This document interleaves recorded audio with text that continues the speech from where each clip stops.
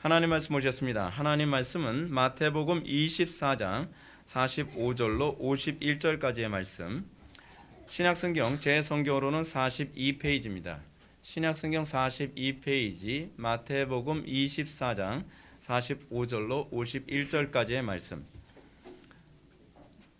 찾으셨으면 제가 봉독하겠습니다. 충성되고 지혜 있는 종이 되어 주인에게 그 집 사람들을 맡아 때를 따라 양식을 나눠줄 자가 누구냐? 주인이 올 때에 그 종이 이렇게 하는 것을 보면 그 종이 복이 있으리로다. 내가 진실로 너희에게 이르노니 주인이 그의 모든 소유를 그에게 맡기리라. 만일 그 악한 종이 마음에 생각하기를 주인이 더디 오리라 하여 동료들을 때리며 술 친구들과 더불어 먹고 마시게 되면 생각하지 않은 날 알지 못하는 시각에 그 종의 주인이 이르러 엄히 때리고 외식하는 자가 받는 벌에 처하리니 거기서 슬피 울며 이를 갈리라. 아멘.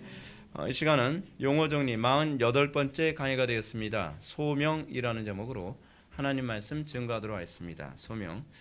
종교 개혁에 가장 중요한 구호 또는 핵심이 있다고 한다면 그것은 솔라 스크립투라, 오직 성경입니다.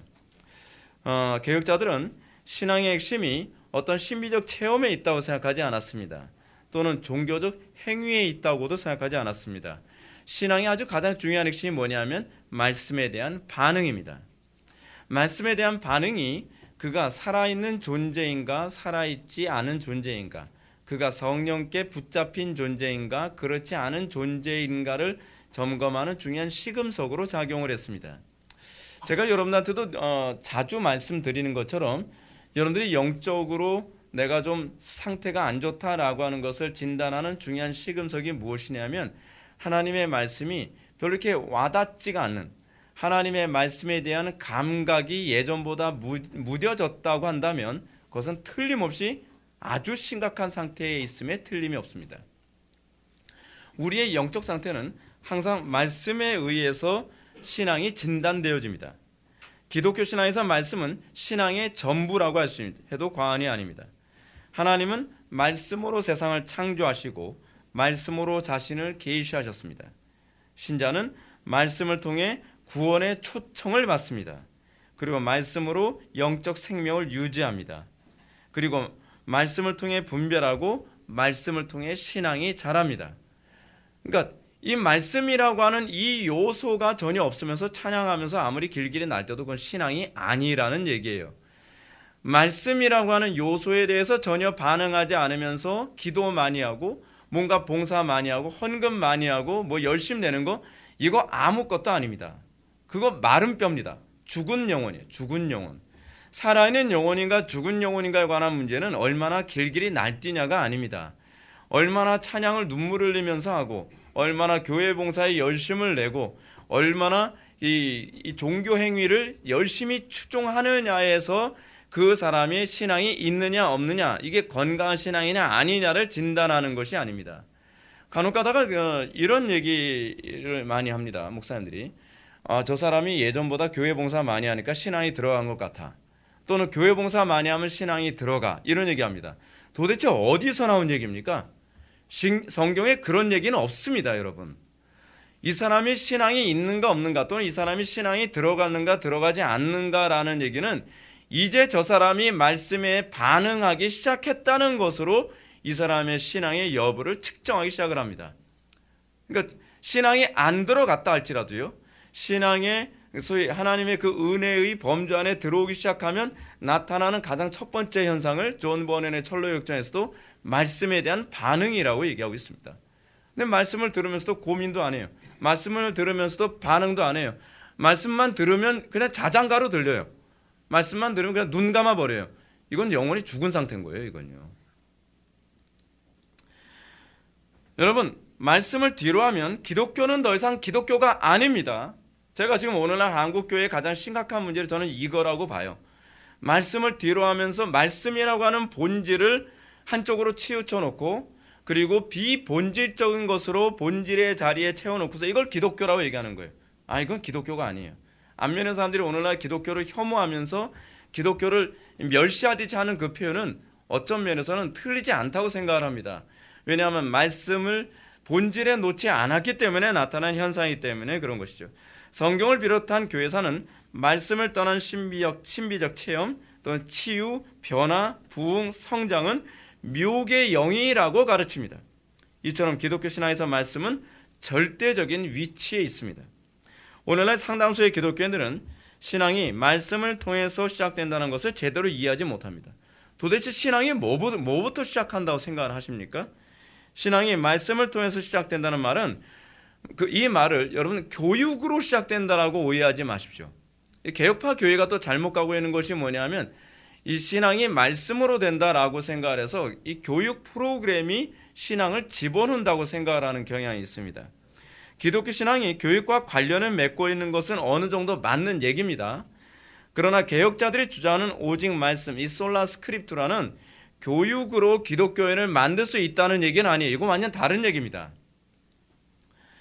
특정한 교육 과정을 거치면 믿음이 들어가고 성숙한 신자가 되고 또는 제자가 된다고 하는 이런 사고방식을 가지고서 교회에서 사람들을 가르치고 또 교회 성장을 꿈꾸는 많은 교회들이 있습니다. 근데 여러분 아시나요? 그 개념은요, 토마스 아퀴나스적 개념입니다. 그러니까 천주교적 개념이라는 거예요. 무슨 말이냐고요?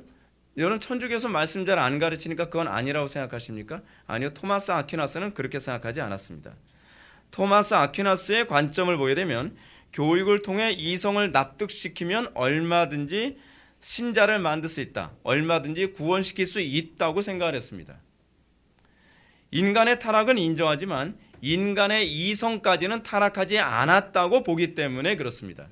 근데 이런 교회들의 특징이 뭐냐면 교육을 굉장히 중요시 여깁니다. 교육만 시켜요. 기도는 안 합니다. 그러니까 제가 우리 교회에서도 항상 강조하는 게 무엇입니까? 저는요, 기도와 말씀 두 가지 중에 어느 한쪽만 하라 그러면요, 저는 기도를 더 많이 강조하고 싶어요. 이거는 여러분 저의 개인 주관적 개념이 아닙니다. 이건 누구의 개념이냐면 루터의 개념이기도 합니다.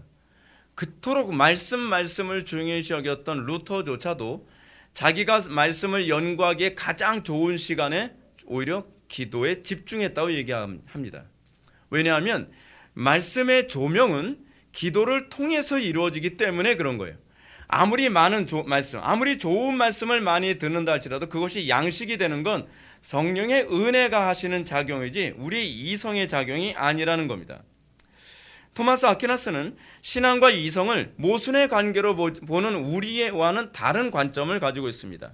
그는 이성과 신앙을 조화와 일체 관계로 보았습니다. 이런 관점으로 교리를 연구하는 태도를 스콜라주의라고 얘기합니다. 스콜라주의자들의 특징이 뭐냐면 기도를 안 해요.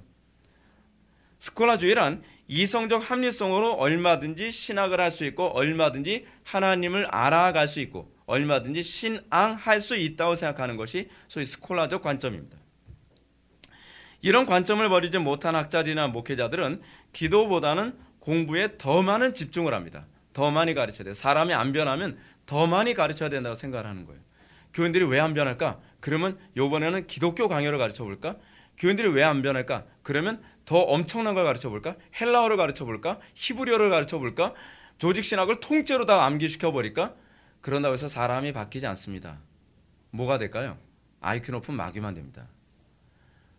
이걸 도대체 스콜라주의와 우리 개혁파의 입장이 무엇인지를 제대로 잘 분별을 못하는 것 같습니다. 루터가 뭐라고 했다고요? 자기는 성경 연구하기에 가장 좋은 시간을 기도에 투자했다. 물론 아퀴나스는 철학과 신학을 명백히 구분했습니다.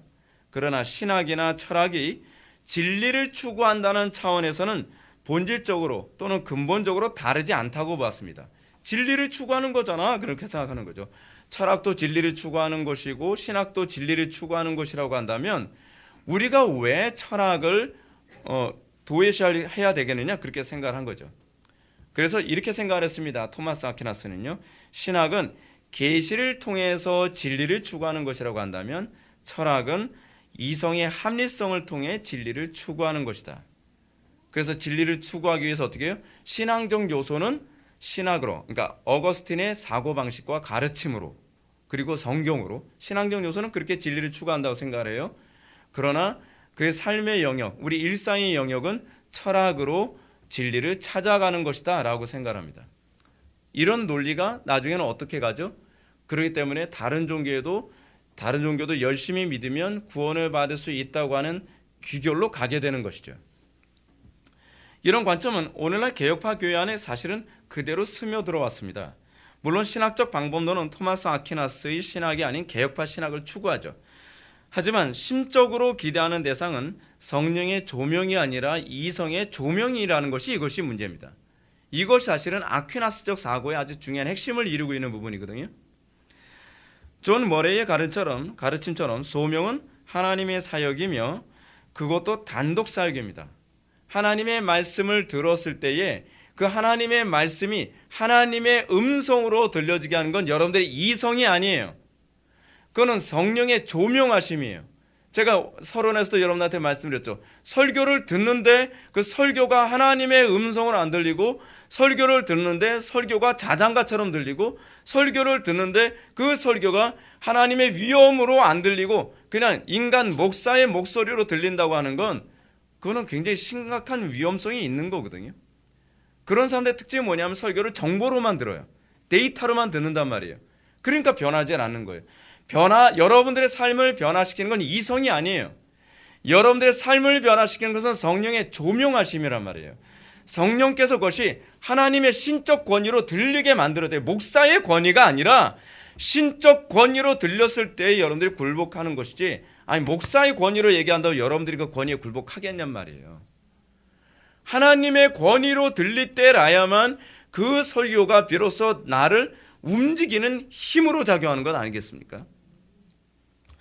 강단 설교에서요, 성령의 조명하심이 없으면 강단 설교에서 효력 있는 부르심은 기대할 수 없습니다.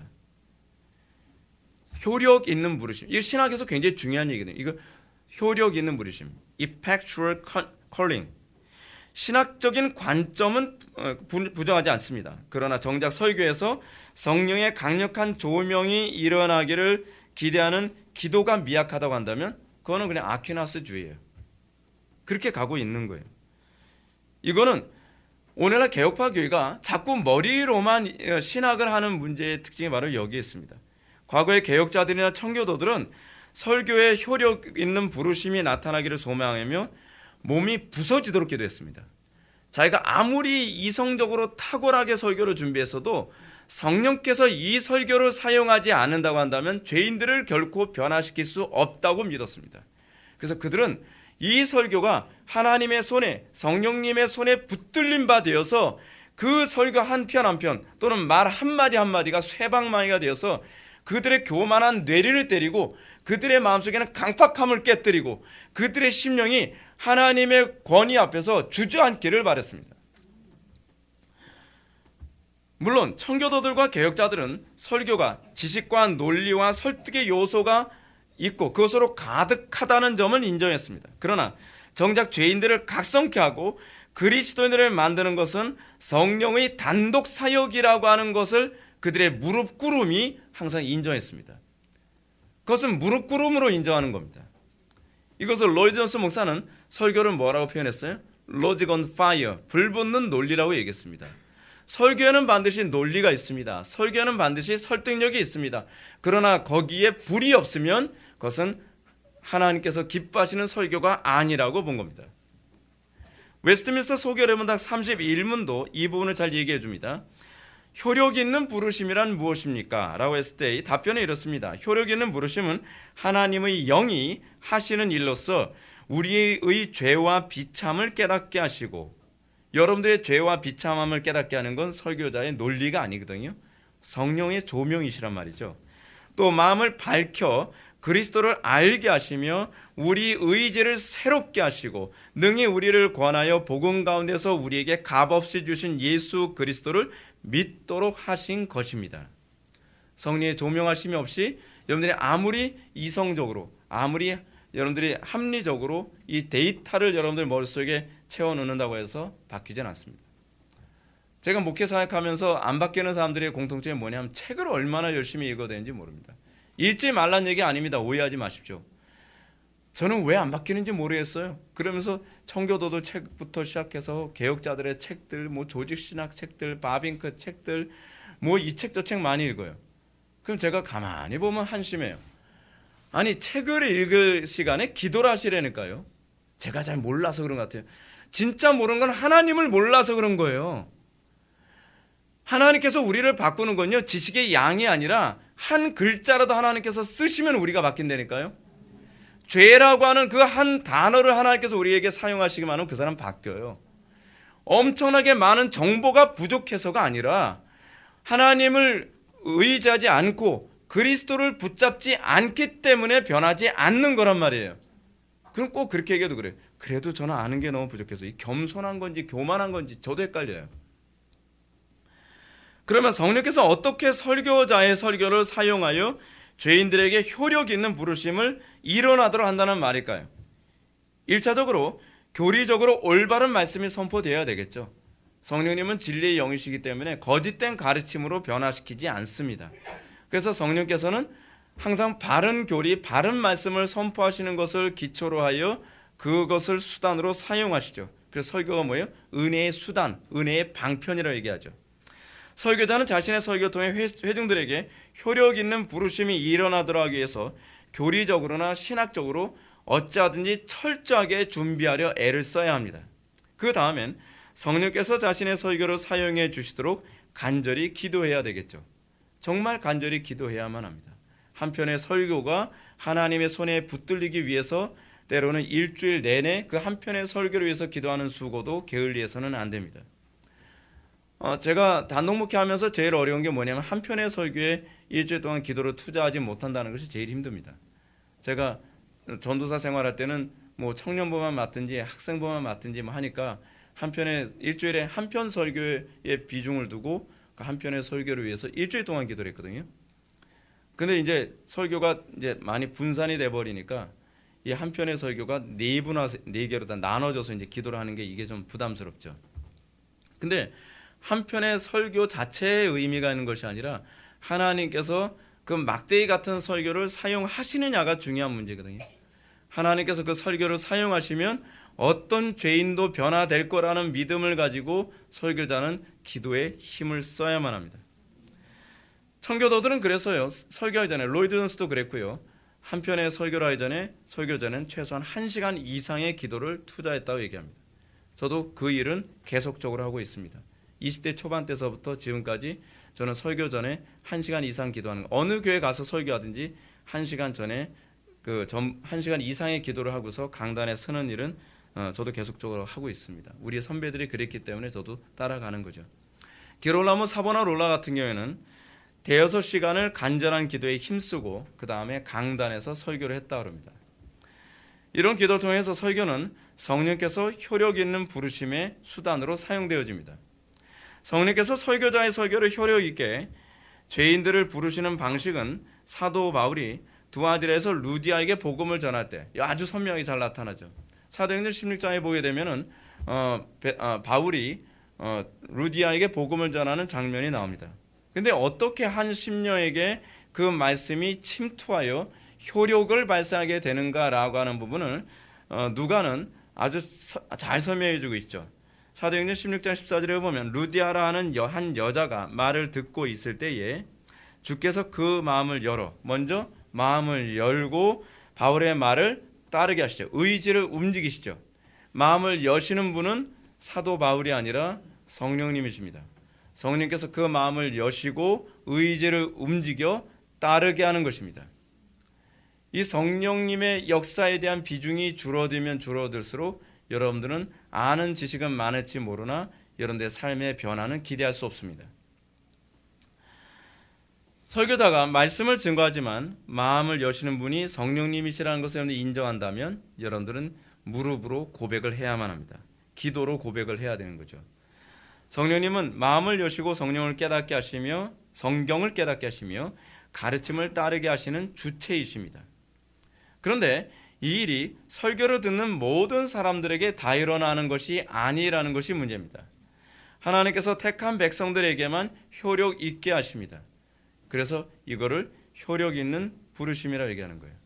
회중들이 수백 명, 수천 명, 수십만 명이 된다 할지라도 설교자가 아무리 강력한 성령의 능력으로 설교를 한다 할지라도 그 회중들 중에서 그 설교를 효력 있게 받아들이는 사람은 하나님께서 정한 사람들만 그렇게 된다는 겁니다.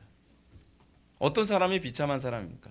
한쪽에서는 은혜를 받고 눈물을 흘리고, 한쪽에서는 은혜를 받고 각성되어지고 변화되고 내가 죄인이라는 것을 깨달았다고 탄식하는데, 한쪽에서는 왜 그러는 거야 도대체? 저 사람은 왜 우는 거야? 그냥 아무 느낌이 없는, 그 자기가 이상한 건데 그 울고 있는 사람은 이상한 것처럼 쳐다보는 그 비참한 심령. 여러분들이 정말 일평생 살아가면서 제일 경계해야 될 게 무엇인지 아십니까? 나는 왜 말씀에 대해서 아무런 감각이 없는가를 두려워해야만 합니다. 강단에서 설교를 하는 것을 소위 콜링이라고 얘기합니다. 소명이죠. 근데 소명을 하는데 어떤 사람은 효력이 없어요. 그리고 어떤 사람에게는 그 설교가 효력이 있어요.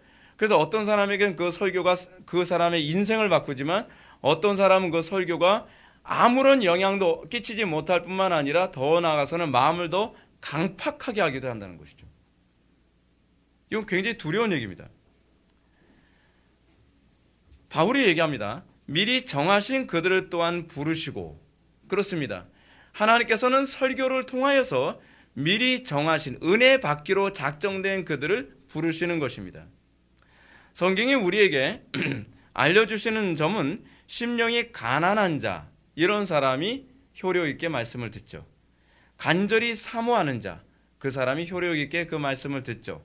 또 겸손한 자, 그가 하나님의 말씀을 효력 있게 듣죠. 의에 줄이고 목마른 자, 그가 하나님의 말씀을 효력 있게 받는 부류들입니다. 그래서 우리는 항상 하나님의 말씀을 효력 있게 받기 위해서 우리는 어떤 태도를 견지해야만 합니까?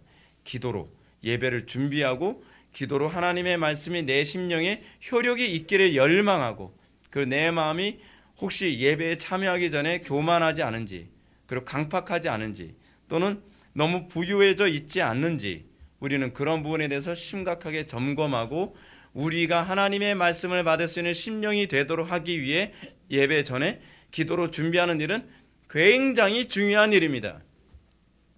근데 문제는 뭐냐 하면, 여러분 예배에 실패하는 것이 얼마나 심각한지, 또는 예배 가운데 하나님의 말씀이 효력 있는 부르심으로 들리지 않는 것이 얼마나 심각한 문제인지를 전혀 인지하지 못한다는 게 문제입니다. 이 상태를 방치해 놓게 되면 여러분들은 점점 교만이 점점 싹이 트고, 그리고 강팍함과 마음 굳어짐이 점점 심화되어지게 됩니다. 절대로 이건 방치해 놓을 노릇이 아닙니다. 한번 마음이 굳어진 것을 다시 회복하고 돌이키는 일은 쉽지가 않습니다. 여러분들 하나님의 말씀에 대해서 감각이 없어지는 것이 심각하다고 생각하지 않는다고 한다면 여러분들의 영혼은 지금 죽음을 향해 달려가고 있는 것입니다. 문제는 이것입니다. 오늘날 한국교회의 상당수의 교인들은 하나님의 말씀에 은혜를 받지 못해도 신앙이라고 생각하는 것이 보편화되어 있다는 사실입니다. 아니요, 제가 분명히 말씀드리지만 그 영혼은 죽어가거나 또는 죽은 심령일 가능성이 농후합니다. 성경은 뭐라고 얘기하죠? 너희가 오늘날 그의 음성을 듣거든 마음을 강팍해 하지 말라. 마음이 굳어질까 두려워하라. 이것이 성경이 끊임없이 우리에게 주는 경고의 경고입니다. 왜요? 기독교 신앙의 핵심은 솔라 스크립투라, 오직 말씀에 대한 우리의 반응이기 때문에 그렇습니다. 물론 우리가 하나님의 말씀을 듣는데 언제 어떻게 우리에게 효력이 일어날지는 모릅니다. 여러분들이 지금 나에게 효력이 일어나지 않는다 할지라도 여러분들이 은혜를 구하고 또 하나님께 긍휼을 구하며 사모한다면 여러분들은 그 상태가 어느 정도 하나님의 말씀을 받을 만한 그 준비가 되고, 그것에 의해서 때가 되면 은혜를 받게 될 것입니다. 자, 그런데 그 사람이 언제 변하거나 언제 은혜를 받을지, 여러분 제 얘기를 잘 들으십시오. 아무 생각 없이 앉아있으면 언젠간 은혜 받겠지가 아닙니다. 그런 사람들은 기대하지 마십시오. 어떤 사람이 은혜를 받느냐면 구하고 찾고 두드리고, 그리고 간절하고 겸비하며, 그리고 은혜를 구하는 자가 은혜를 받는 것이지 넉넉히 시간 때우고 자리만 채웠다고 해서 은혜 받는 거 아닙니다. 그런 사람이 은혜 받았다는 성경의 구절이 없습니다, 여러분.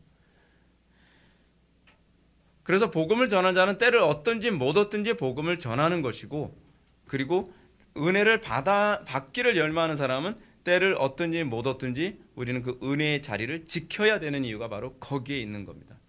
오죽하면 로이드 존스 목사님은 뭐라 얘기합니까? 여러분들은 가능하다면 모든 공적 예배를 빠지지 마십시오라고 얘기해요. 왠가? 언제 성령께서 그에게 효력 있는 부르심의 은혜를 부어주실지 모르기 때문에 그렇습니다. 그러므로 여러분들은 항상 하나님의 말씀이 나에게 효력 있게 작용하느냐에 관해서 심각하게 고민할 수 있어야만 합니다. 그래서 복음을 전하고 회중들이 듣게 되는 것을 우리는 뭐라 얘기합니까? 소명이라고 얘기하죠. 소명. 근데 이 소명이라는 말을 우리가 잘못 이해하는 경향이 있습니다. 소명. 소명이 영어로 calling이죠. calling. 그리고 또 효력 있는 부르심 했을 땐 effectual calling이라고 이렇게 얘기합니다. 간혹 소명을 단순히 구원으로 초대받는 정도로만 이해하는 사람들이 상당히 많이 있습니다. 근데 이 소명이라는 단어를 한자로 설명을 굉장히 잘 해놨어요. 부를 소자에다요, 그 목숨 명자를 사용합니다. 이거의 사전적 의미는 이렇습니다. 사람이 어떤 특수한 신분으로 하나님께 봉사하도록 하나님께 부름 받음이라고 되어 있어요. 이게 사전적 의미예요. 하나님께 봉사하도록 부름받은 사건, 이게 소명입니다. 천국 가도록 부름받은 사건이 아니라 하나님께 봉사하도록 부름받은 사건이라는 거예요. 이 의미는 신학적으로 그리고 성경적으로 아주 명확하게 잘 표현한 겁니다. 소명은 단순히 구원을 위한 부르심만이 아니라 하나님께 대한 봉사자로 부름받은 사건입니다. 이걸 우린 다른 말로 뭐라 그러죠? 예배자로 부름받은 사건이라는 거예요. 여러분, 예배가 뭐라고 생각합니까? 우리가 예배에 관해서 얘기했지만 예배라고 하는 것은 하나님께 대한 봉사를 의미하는 표현이거든요. 우리는 소위 콜링, 여러분들이 설교를 들을 때 그것이 효력 있게 부름받게 되면 여러분들이 나타나는 것이 뭐냐면 그 순간부터 여러분들은 하나님께 대한 봉사자로, 예배자로 삶을 살게 된다는 거예요. 소명의 이런 관점을 명확하게 이해하기 위해 우리는 창세기부터 다시 한번 살펴보아야만 합니다. 창세기는 인류가 어떻게 소명이 필요한 상태가 됐는지를 가르쳐 줍니다.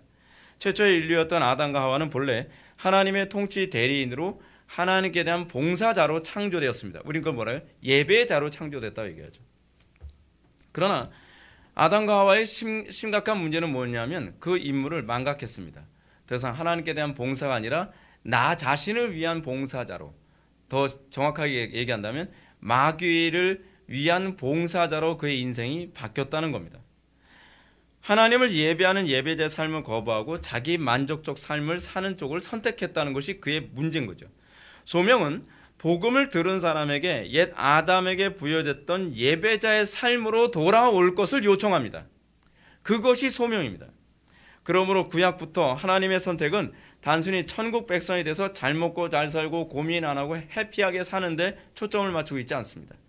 하나님의 선택, 여러분들 그렇게 이해하는 것은 이건 이방 종교적으로 이해하고 있는 겁니다. 예수 믿고 천당 가서 이제는 잘 먹고 잘 사는 거, 이거를 여러분들이 소위 소명의 개념으로 이해하고 있다면 여러분들이 이방 종교적으로 이해하고 있는 겁니다. 성경적 개념이 아니에요. 성경적 개념은 하나님께서 우리를 선택하시고 하나님께서 우리를 부르셔서 하나님 나라 경작에 헌신되도록 우리를 부르신 사건이 소명입니다. 하나님께서 아브라함을 선택하신 것도 죄악으로 관영한 가나안 땅을 심판하고 그 땅에 하나님 나라를 세우는 일꾼으로 부르신 겁니다. 이것이 소명의 특징입니다. 소명이 하나님을 향한 봉사자로서 예배자로 부르셨다는 사실은 출애굽기 모세에게서도 잘 나타납니다. 모세가 광야에서 떨기나무 가운데 하나님을 만나죠. 하나님께 대한 하나님을 만나서 그 다음에 어떻게 변화됩니까? 하나님께 대한 봉사자로 바뀌기 시작합니다. 하나님 나라 건설을 위한 헌신하는 사람으로 바뀌게 되죠. 그래서 예배를 뭐라고 얘기합니까? 다른 말로 서비스라고 얘기하죠. 서비스가 뭡니까? 봉사하는 거죠. 봉사자의 삶을 사는 것이 하나님께 대한 봉사와 이웃에 대한 봉사의 삶을 살아가는 것. 그래서 사도 바울은 이런 봉사자의 삶이라는 개념을 뭐라고 표현하냐면 둘로스라고 표현한 거예요. 나 그리스도의 종된 바울은 이렇게 얘기하죠. 자기 자신을 종이라고 얘기한 이유는 뭐냐면 소위 예배의 개념을 그대로 탑재해서 얘기하고 있는 것입니다. 이스라엘 백성들을 하나님께서는 모세를 통해 구출해내고 그들로 하여금 가나안 땅으로 인도하기를 원하셨습니다. 모세는 그 일을 감당하기 위한 일꾼으로 부름받은 겁니다. 그럼 모세의 사역은 애굽에서 이스라엘 백성을 끄집어내고 광야까지 인도하는 것으로 그의 소명이 끝나고요. 그의 소명이 끝나는 겁니다. 그리고 이제 가나안 땅에 들어가서 그 소명은 누구에게 바통이 넘겨집니까? 예수 그리스도라고 얘기할 수 있는 히브리식 발음, 그렇죠? 여호수아에게 넘어가게 됩니다. 예수 그리스도와 같은 이름이 있죠. 여호수아, 호세아. 이게 사실 헬라어로 예수가 되는 겁니다. 예수가요. 자, 여호수아는 가나안 땅을 정복하여 가나안 족속들의 죄를 심판하고 하나님의 통치를 대신 구현하는 예배자로 또는 봉사자로 부름받습니다. 여호수아 임무는 후대 이스라엘 왕에게로 다시 이어집니다. 이 연속선상에서 왕들이 하나님의 소명을 거역하고 우상숭배에 빠지면 하나님의 징계와 심판을 받죠. 우상숭배에 빠졌다는 말은 단순히 종교적인 문제가 아닙니다. 우상숭배에 빠졌다는 것은 하나님께 대한 봉사를 거부하고 옛 아담과 하와의 모습으로 회귀했다는 것을 의미하는 표현입니다. 때문에 소명에 합당한 삶을 거부한다면 그 자체로 이방인처럼 취급되며 그 땅에서 나중에는 토해지게 되는 그런 징계를 받게 됩니다. 소명이 단순한 구원으로서의 초청만이 아니라 하나님께 대한 봉사, 즉 예배로 부름받은 사건이라는 사실은 선지자 이사야의 회심에서도 아주 명확하게 잘 나타납니다. 선지자 이사야의 회심 사건이 이사야서 6장에 언급되죠. 이사야는 성전에서 스랍들이 찬양 소리와 함께 하나님의 영광을 목도합니다. 그 자리에서 자신의 비참함을 깨닫게 되죠. 하나님의 영광을 목도한 자에게 나타나는 전인적인 특징이 뭐라고요? 자신의 비참함을 깨닫게 됩니다. 그래서 이사야는 이렇게 얘기합니다. 화로다 나여 망하게 되었도다. 나는 입술이 부정한 사람이요 나는 입술이 부정한 백성 중에 거주하면서 만군의 여호와이신 왕을 배웠음이로다. 하나님과 계속적으로 교제 관계에 있는 사람은 자기 의에 빠지지 않습니다. 근데 하나님과 교제가 멀어지면 멀어질수록 우리는 자기 의에 대해서 굉장히 확신을 갖고 자기 의로 인해서 점점 사람이 강팍해져 가죠. 이사야가 하나님을 만났을 때에 나타났던 모습이 뭐냐면 내가 얼마나 부정한 존재인지를 자각하게 되는 것으로 나타납니다. 그렇게 자기 자신의 부정함에 대한 탄식과 함께 제단의 숯불로 그의 입이 정화되어지면서 이런 선언을 듣죠. 내 죄가 사하여졌느니라. 마치 예수님께서 그 선언했던 그 선언이 여기서도 동일하게 언급되어집니다. 그의 회심은 여기서 그치지 않고 즉시 소명으로 반응하죠. 회심은 소명으로 반응합니다. 그는 여호와께서 내가 누구를 보내며 누가 우리를 위하여 갈꼬라는 탄식 소리를 듣자마자 내가 여기 있나이다 나를 보내소서라고 반응합니다. 소명이 뭐를? 그에게 하나님께 대한 헌신으로 예배자로 또는 봉사자로 그의 삶을 바꾸죠. 그 순간부터 이사야는 하나님께 대한 봉사자로 인생을 살아가게 됩니다. 신약으로 넘어가면서 소명의 문제를 한번 살펴볼까요? 마태복음 20장에 나온 포도원 품꾼 비유는 소명이 무엇인지를 잘 보여주죠. 예수님은 천국이 마치 품꾼을 얻어 포도원에 들어보내려고 이른 아침에 나간 집주인과 같다라는 말씀을 통해서 하나님의 선택의 궁극적 목적이 뭐냐면 천당 보내는 것이 아니라 일꾼으로 부른 사건이라고 하는 부분을 여기서 설명해 주고 있습니다. 하나님의 선택이 바로 품꾼을 부르시는 사건이라는 거예요. 이런 강조점은 마태복음 24장에서 마지막 심판에 대한 예수님의 가르침에 잘 나타나죠. 여러분들 마태복음 24장이 소위 소묵시록이라고 하지 않나요? 그렇죠? 마태복음 24장에 보게 되면은 종말에 일어나게 될 일에 대해서 장황하게 예수님께서 다 예언해 주시게 됩니다. 그리고 그 예언이 다 어느 정도 마무리되고 난 다음에 뒷부분에서 24장 후반부부터 무슨 얘기가 나오냐면 하나님의 심판이 어떤 기준으로 이루어지게 되는지를 설명해 줍니다. 네 가지의 어떤 비유로 예수님께서 하나님의 심판이 어떤 식으로 이루어지는지를 보여주죠. 그럼 마태복음 24장 뒷부분부터 시작합니다. 근데 이 하나님의 심판이 이루어지는 네 가지 비유를 얘기하기 전에 이 네 가지 비유가 비유 핵심이 무엇인지를 이렇게 얘기합니다. 마태복음 24장 44절과 45절 오늘 본문이죠. 오늘 본문 보게 되면 그 부분이 나옵니다. 그래서 뭐라 얘기해요? 준비하고 있으라. 이게 하나님의 심판을 준비해야 될 첫 번째 태도이고, 두 번째 뭐냐면 충성되고 지혜로운 종이 되라라는 것입니다. 하나님의 마지막 심판은 준비되지 않은 사람과 지혜로 충성되지 않는 사람들에게 임한다는 말입니다. 항상 발등에 불이 떨어져야 움직이는 삶의 라이프 스타일을 가지고 있는 건 아직 하나님의 은혜를 맛보지 않은 사람들의 전형적인 특징입니다. 여러분들이 영원만 그렇게 살아가는 것이 아니라 일상의 삶에서도 미리미리 대비하는 삶이 나와야 돼요. 여러분들이 정말 회심했고 여러분들이 하나님의 은총을 맛본 사람이라고 한다면, 그런 라이프 스타일이 없으면 여러분들 신앙 끝까지 유지 못합니다. 여러분, 나에게 그런 어떤 본성의 변화가 생겼는지부터 질문을 던져야 돼요. 이건 굉장히 본질적인 얘기거든요.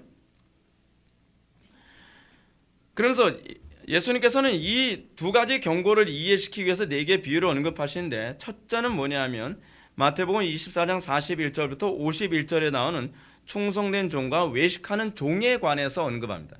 이 첫 번째 비유고요. 두 번째는 뭐냐면 열처녀 비유고, 세 번째는 달란트 비유고, 마지막 네 번째는 양과 염소의 비유입니다. 이 나머지 세 개의 비유는 25장에서 언급되고 있죠. 이 네 개의 비유는 종말에 심판하시는 하나님의 두 가지 핵심, 준비하라, 충성되고 지혜로운 종이 되라라는 이 독특한 방식을 이런 방식으로 경계시키고 있는 겁니다.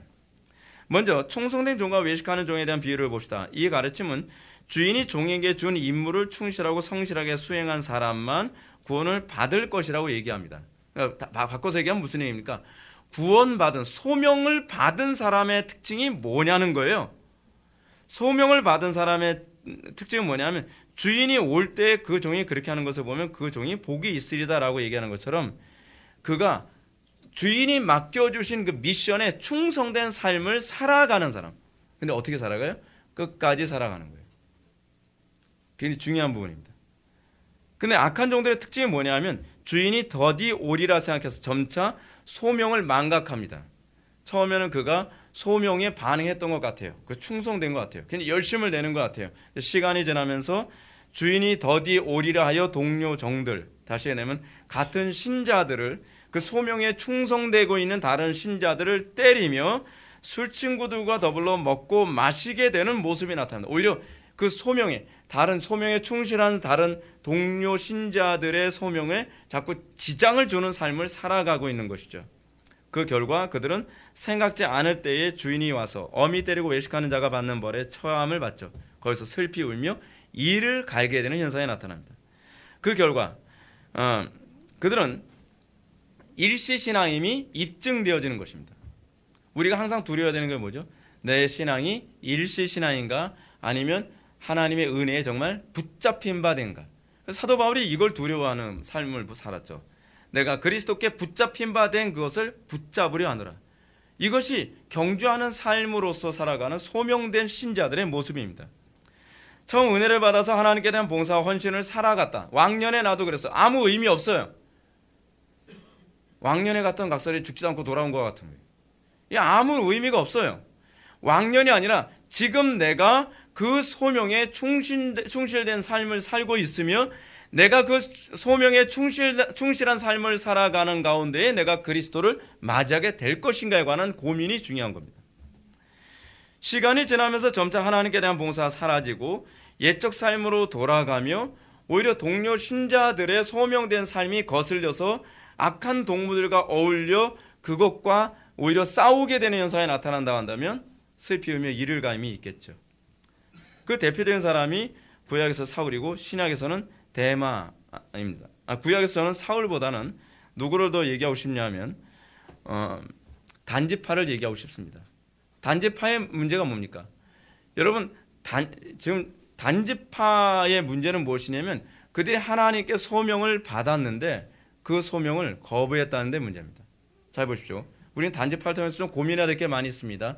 하나님께서 분배해 줬습니다. 12지파에게 분배를 해줬죠. 땅을 분배해 줬는데 문제는 뭐냐면 단지파는 자기에게 분배해 준 땅이 부담스럽다는 거예요.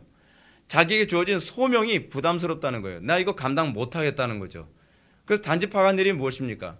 하나님께서 분배해 주시지도 않은 땅을 점령해서 쉽고 편한 인생을 살기 위해 하나님께서 주신 소명을 거부했다는 거죠. 그래서 요한계시록 13장에서 12지파에 대한 명단이 나오는데 거기서 없어지는 이름이 뭡니까? 단지파예요. 단지파만 이름이 없어지는 게 아닙니다. 또 한 지파의 이름이 거기서 없죠. 에브라임 지파입니다. 에브라임 지파의 문제를 호세아서 4장에서는 뭐라고 얘기하냐면 그가 우상에 빠졌으므로라고 얘기합니다. 한번 좀 찾아봅시다. 지금 제가 여기다 기록을 해놨는데 태블릿이 지가 알아서 지워버렸어요. AI에서 호세아 4장 보시고 AI 너무 믿지 마십시오. 위험합니다. 지 맘대로 지워버려요. 제가 기억하기로는 호세아인데 4장 17절 4장 17절 맞습니다. 다 같이 읽겠습니다. 시작. 에브라임이 우상과 연합하였으니 버려두라. 아멘. 이거 별거 아닌 구절 같죠? 이 한 절이 요한계시록에서는 에브라임 지파가 없어지게 됩니다. 그러니까 하나님 나라의 기업으로부터 제거되는 거예요. 이건 뭐죠? 소명을 버린 자에게 나타나는 현상을 그대로 보여주고 있습니다. 신약에서는 누가 그렇습니까? 데마가 그렇죠. 데마가 사도 바울과 함께 소명에 충실된 삶을 살고 있다가 데마는 소위 세상이 좋아서 세상으로 돌아가 버리고 그리고 자기 소명을 외면함으로써 사도 바울이 그의 신앙을 일시라는 개념으로 규정합니다. 그들은 하나님 나라 경작자의 소명이라는 직분을 끝까지 지키지 못한 사람들입니다. 베드로는 이런 사람들을 속담이 빗대어서 개가 그 토한 것에 돌아가고 돼지가 씻었다가 더러운 구덩이에 도로 누웠다 하는 말이 그에게 응하였도다 라고 얘기합니다. 신앙이란 무엇이냐면 착하게 사는 게 아닙니다. 일평생 하나님께 대한 신적 봉사자로 삶을 살아가는 것, 이것이 끝까지 진행되어져야만 합니다. 가다가 중도에 넘어지는 것이 아니라 끝까지 가는 것이어야 돼요. 그걸 여러분들이 항상 경계하고 항상 긴장해야만 합니다. 두 번째로 열처녀 비유입니다. 이 비유의 핵심은 소명 감당을 형식적으로 하는 사람들과 성령의 능력으로 하는 사람들의 차이를 보여주는 부분입니다. 두 종류 처녀들은 등과 기름을 함께 준비한 여자들과 등만 가지고 신랑을 맞이하는 여자들로 대조되죠. 등을 가지고 있다는 차원에서는 겉으로 소명을 받은 사람처럼 보입니다. 근데 등 안에 기름이 없어요. 기름을 준비하지 않은 사람이 있습니다. 뭐예요? 성령의 능력으로 소명을 감당하는 것이 아니라 소명을 형식적으로만 감당하는 사람들이 슬피 울며 이를 갈게 될 것이라고 하는 것으로 또 예수님께서는 말씀하고 계시는 것이죠. 교회에 나오는 사람들은 모두가 다 종교적으로는 소명을 받은 사람입니다. 그죠? 하지만 이들 가운데 실제적으로 성령님께 붙들려 하나님 나라에 유익을 끼치는 사람은 많지 않습니다. 등은 가지고 있으나 기름이 없다는 얘기죠. 등만 있고 기름이 없는 사람들의 특징은 소명을 감당한다고 하지만 자기의 힘과 지혜로 하기 때문에 진지한 기도가 없습니다. 이런 사람들의 특징이 뭐죠? 기도를 하든지 하지 않든지 소명 감당에 별 차이가 없어요. 더 두려운 사실은 강단의 설교를 듣더라도 이런 사람들의 특징이 명확한 반응이 없습니다. 이게 얼마나 심각한 문제냐 하면 소명을 감당한다고 하는데 그 사람이, 여러분 우리 그런 말 있잖아요. 우리는 무슨 힘으로 산다고요? 밥심으로 산다. 자매들 동의 안 해주면 자매들 있는데 우리 밥심으로 삽니다. 밥심으로 사는데 영적으로도요 밥심으로 삽니다. 하나님의 말씀을 제대로 소화를 못하고 하나님의 말씀을 제대로 듣지 않는데 열심히 헌신해요. 제가 다른 교회에서 부교육자 생활하면서 그런 거 되게 많이 봤거든요. 교회에서 봉사를 너무 많이 하느라고 예배 시간에 상습적으로 그냥 주무세요. 근데 그 에너지가 어디서 나오는데 얼마나 봉사 많이 하고 헌신 많이 하고 충성을 다하는지 못해요. 가짜입니다. 100% 가짜입니다. 기도도 안 하는데 얼마나 열정적으로 헌신하는지 몰라요. 그 에너지는 어디서 나오는 거겠습니까? 육신에서 나오는 것이지 성령으로부터 나오는 게 아니라는 것을 입증하는 것이죠. 여러분 우리가 기도하지 않아도 살만하다? 하나님 말씀 은혜 받지 않아도 자기는 사는데 지장 없다? 이거 진짜 고민해야 될 문제입니다. 우리는 세상 사람들과 삶의 원동력이 다른 사람들입니다. 에너지를 공급받는 출처가 다른 사람이에요. 근데 예배 시간에 은혜를 못 받아도 사는데 지장이 없고 기도 생활을 얼렁뚱땅 대충 해도 하나님의 임재를 경험하지 못해도 사는데 지장이 없다. 심각한 문제가 있는 거죠. 이들에겐 강단 설교나 기도가 생명 유지 수단이 아닌 거예요. 고로 이런 사람들의 특징이 무엇입니까? 피리를 불어도 춤을 출 줄 몰라요. 슬피 울어도 가슴을 치지 않습니다. 영적 전쟁이 치열해도 무관심해요. 이 무관심했던 지파가 어떤 지파예요? 에브라임 지파가 그랬거든요. 에브라임 지파는 하나님 나라 전쟁이 있어도 강 건너 불구경하듯 해요. 자기한테 직접적인 피해가 있지 않는 이상. 세 번째로 달란트 비유입니다. 이 비유의 강조점은 효력이 있는 부르심을 받은 사람과 그렇지 않은 사람의 본질적 차이를 보여줍니다. 달란트는 소명의 개념으로 이해되어집니다. 5달란트, 2달란트 받은 종이 있죠. 여기서도 종이라는 표현을 사용합니다. 왜냐하면 소명이란 종으로 부름받은 사건이기 때문에. 근데 5달란트와 2달란트 이 소명을 받은 종들이 하나님 나라 경작을 위해서 충성된 삶을 보여줍니다. 그러니까 주인의 평가 이겁니다. 착하고 충성된 종이라고 평가합니다. 그러나 1달란트 받은 종은 하나님 나라 경작을 위해서 충성된 삶을 살지 않습니다. 달란트, 다시 말해서 소명은 받았지만 아무것도 남긴 게 없는 거예요. 경작한 게 없는 겁니다. 그 종에게는 어떤 선고가 기다리고 있습니까? 악하고 게으른 종. 게으름이 항상 악함과 같이 갑니다. 왜냐하면 소명과 관련을 맺고 있기 때문에 그런 거예요. 마지막 네 번째는 양과 염소의 비유입니다. 이 비유는 소명에 대한 신자의 반응이 어떤 것인지를 언급합니다. 양과 염소로 비유된 두 종류의 사람은 주님께 대한 봉사 여부에 의해 심판을 받는 것으로 나오죠. 양으로 구별된 사람들은 주님께 줄일 때 너희가 먹을 것을 주었고 목마를 때 마시게 하였고 나그네 되었을 때 영접하였고 헐벗을 때 옷을 입혔고 병들었을 때 돌봤고 옥에 갇혔을 때 와서 보았느니라 라고 칭찬을 받습니다. 반대로 염소로 분류되어지는 사람의 특징이 무엇이냐면 주님께서 줄일 때 너희가 먹을 것을 주지 아니하였고 목마를 때 마시게 하지 아니하였고 나그네 되었을 때 영접하지 아니하였고 헐벗을 때 옷 입히지 아니하였고 병들었을 때 옥에 갇혔을 때 돌보지 않아요. 이거 다 뭐죠? 예배하지 않았다는 표현이에요. 이게 다. 그죠?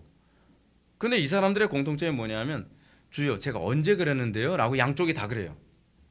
너희가 나를 배고플 때 돌봤다? 뭐 어땠다 저랬다 했는데 제가 언제 그랬나요? 또 염소로 분류되는 사람은 제가 언제 안 했다는 거예요. 라고 이렇게 얘기합니다. 자, 이 사람들은 이것을 의식하지 못합니다. 이것은 소명 수행이 의식의 영역이 아니라 본성적 변화에 의한 결과라는 걸 보여줍니다. 성령으로 거듭난 신자는 성령의 인도를 받아서 하나님께 대한 봉사의 삶, 예배자의 삶이 무의식적으로 이루어지게 됩니다. 그렇기 때문에 자기가 언제 주님을 돌봤는지 몰라요. 자기가 의식적으로 내가 예수님이니까 돌봐야지 그런 게 아니에요. 그냥 성령의 인도하심 때문에 기쁨으로 살다 보니까 자동적으로 하나님을 섬기는 예배자의 삶이 이루어지게 되는 거죠. 반대로 이 염소로 분류되어지는 사람은 자기가 악의적으로 하나님을 대적하려고 하거나 자기가 그 봉사적 삶을 안 살려고 한 것이 아닌데 무의식적으로 행동하는 모든 삶이 하나님의 봉사를 파괴하고 하나님 나라를 무너뜨리고 하는 모든 일이 그렇게 어둠을 끌어오는 것으로 나타나죠. 실제로 여러분들 우리 주변에서 그런 거 많이 보지 않나요? 거듭나지 않으면 선을 행할 수 없어요. 거듭나지 않고서는 하나님 나라에 유익이 되지 않아요. 오히려 그 사람은요, 소위 마이너스 손 같아가지고 하나님 나라 헌신의 봉사를 한다고 하면 오히려 더 심각해지는 현상이 나타나요. 아예 핫덜덜 마라 이런 소리까지 나올 정도로요. 왜냐하면 이건 기능의 문제가, 그러니까 어떤 육신적 기능의 문제가 아니라 영적 기능의 문제이기 때문에 그런 겁니다. 바울은 소명이 하나님께 대한 봉사, 즉 예배라는 사실을 디모데후서 2장 4절의 말씀을 통해서 아주 명쾌하게 설명하죠. 뭐라고요? 병사로 복무하는 자는 자기 생활에 얽매이는 자가 하나도 없나니 이는 병사로 모집한 자를 기쁘게 하려 함이라 라고 합니다. 여기서 바울은 구원을 병사로 모집한 사건, 즉 소명의 사건이라고 얘기합니다. 구원을 소명으로 이해하는 바울의 관점은 또 이렇게 얘기하죠. 그로 말미암아 우리가 은혜와 사도의 직분을 받아 그의 이름을 위하여 모든 이방인 중에서 믿어 순종하게 하나니라고 하는 가르침에도 잘 나타납니다. 바울은 은혜를 구원과 동의어로 사용한다고 제가 수도 없이 말씀드렸죠. 그 구원이 사도의 직분을 수행하도록 부르신 소명 사건이라고 바울은 그렇게 이해하는 거예요. 자기의 구원이 뭐라고요? 사도로 부르시는 소명 사건이다. 그러면서 그 소명 사건의 내용을 좀 더 구체적으로 이렇게 얘기합니다. 그의 이름을 위하여 모든 이방인 중에서 믿어 순종하게 하는 것. 내가 이것을 위해서 구원받았다라고 얘기하는 거예요. 그래서 사도 바울은 이것을 위해서 일평생 목숨 걸고 살죠. 그리고 사도 바울은 세상 떠날 때 뭐라고 얘기합니까? 소명과 연결해서 얘기해요. 선한 싸움 다 싸우고 나의 달려갈 길 마치고 믿음 지켰다. 믿음 지켰다는 게 뭘 얘기하는 겁니까? 소명 끝까지 감당했다. 멈추지 않았다라는 표현입니다. 그 사도 바울이 일평생 빚진 자의 삶을 수행해 갑니다. 그래서 헬라인이나 야만인이나 지혜 있는 자나 어리석은 자에게 내가 다 빚진 자로다 라고 이렇게 얘기합니다. 물론 소명을 종교적인 영역으로만 제한해서 이해해서는 안 됩니다. 이것이 과거 중세 로마 가톨릭의 오류였죠. 가톨릭은 누구만 소명자라고 생각했습니까? 성직자만 소명자라고 생각했습니다. 루터는 이것에 대해서 틀렸다. 그건 성경적이지 않다라고 반론을 제기합니다. 그래서 만인 제사장론을 얘기합니다. 신자는 구원받은 그 순간부터 삶의 모든 영역에서 제사장적 삶을 사는 것이 옳다라고 본 것이죠. 그래서 가정에서 또는 직장에서, 캠퍼스에서, 학교에서 삶의 모든 영역에서 거기에 하나님 나라를 구현하는 제사장적 삶을 살아가는 것, 우리는 그렇게 살도록 부름받았다는 것이죠. 그래서 그가 예수를 믿고 나면 그 예수 믿은 그 순간부터 그 가정은 천국으로 기경이 시작되어져야 돼요. 그가 예수를 믿고 나면 그가 몸담고 있는 직장은 천국으로 기경이 시작되어야죠. 그래서 우리는 우리 삶의 모든 영역에서 이 소명의식이 자동적으로 천직의식으로 가는 거죠. 나에게서 직업은 생명 유지 수단이 아니라, 돈벌이 수단이 아니라, 부의 축적의 수단이 아니라 뭐라고 생각하는 겁니까? 거기가 하나님의 영광을 드러내라고 나에게 주신 지경이라고, 기업이라고 생각하는 거죠.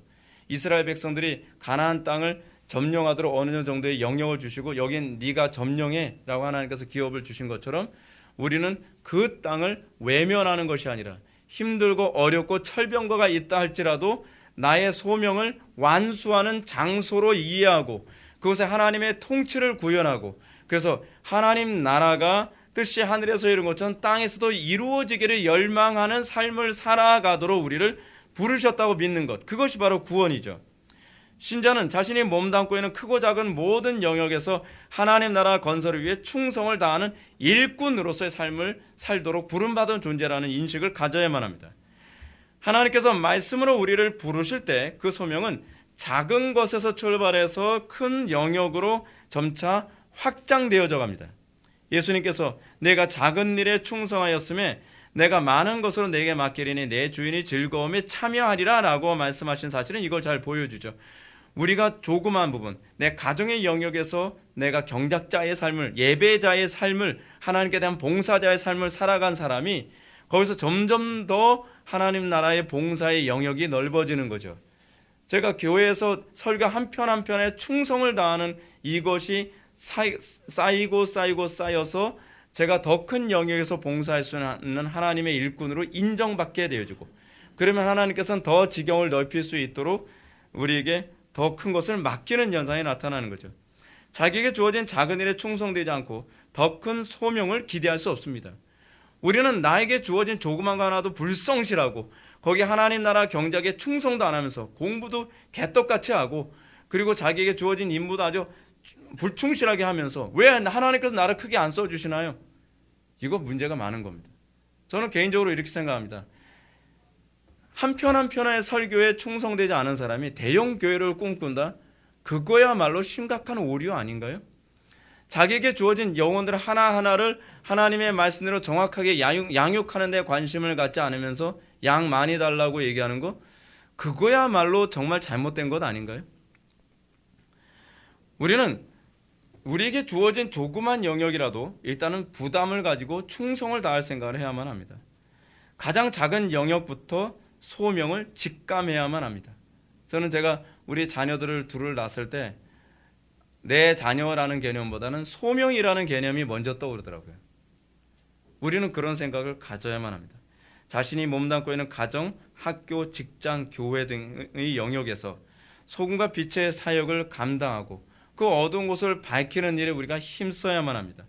작은 영역에서 착하고 충성된 태도로 소명을, 다시 말하면 하나님께 봉사함을 또는 예배자로 우리가 감당한다면 하나님께서 점차 더 큰 일을 맡기고 그것을 통해서 하나님의 영광을 나타낼 것을 믿으시기 바랍니다. 소명에 대해서 정의를 내리겠습니다. 소명이란 하나님께서 신자를 하나님 나라 일꾼, 즉 예배자로 삼으시기 위해 말씀의 효력을 주신 사건입니다. 우리가 예배자로 사는데 관심이 없다면 그 사람은 아직 소명이 뭔지 모르는 것이죠. 기도하시겠습니다. 사랑이 많으신 하나님, 예배가 우리 신앙의 전부인 줄 압니다. 우리가 예배에 정당한 반응을 하지 않는다고 한다면 우리에겐 더 이상 아무것도 진보가 있을 수 없는 줄 압니다. 우리가 하나님께 대한 예배자로 항상 정당하게 반응하게 하여 주시고 하나님의 말씀의 효력이 우리 심령에서 항상 천둥과 번개로 역사하여 우리가 그 권위 앞에서 굴복된 영광스러운 삶을 살아가게 하여 주옵소서. 예수님의 거룩하신 이름으로 기도하옵나이다. 아멘.